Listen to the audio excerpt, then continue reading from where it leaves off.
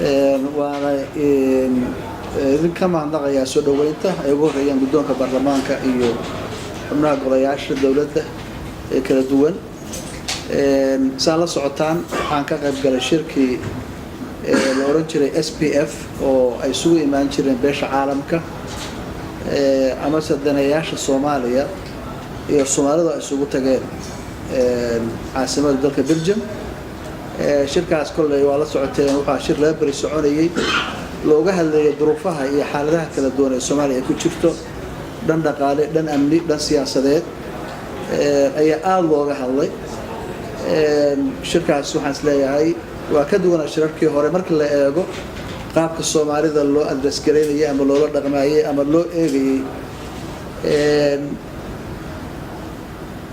waxaan isleeyahay wixii ka soo baxayna waxay ahayn kulle qodobadii waad aragtay waa akhrisateen.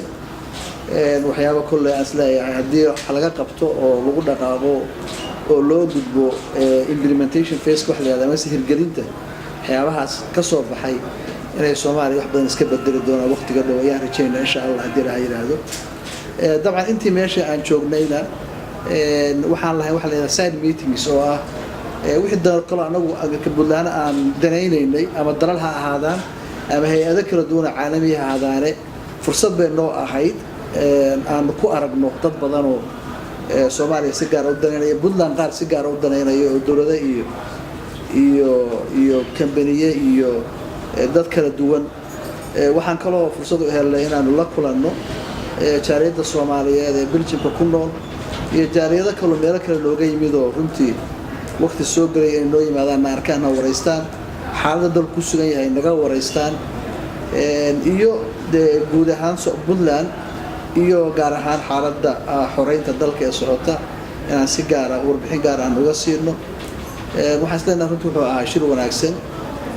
ka bacdina laba bari waxaan joogay Nairobi halkaasoo aan kula kulmay iyana dad kala duwan oo ajnabi iyo Soomaaliba leh gaar ahaan ganacsatada reer Puntland ee ku nool Nairobi oo laftigooda aan duruufaha dalka iyo xaaladaha dalka ka jira aan uga warramaynay iyo shakhsiyaad si gaar ah loo daneynayay oo iyana ka tirsanaa beesha caalamka.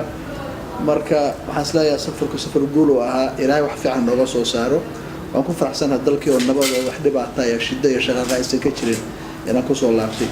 mar kale waa idin salaamaya aad iyo aad baad u mahadsantihiin.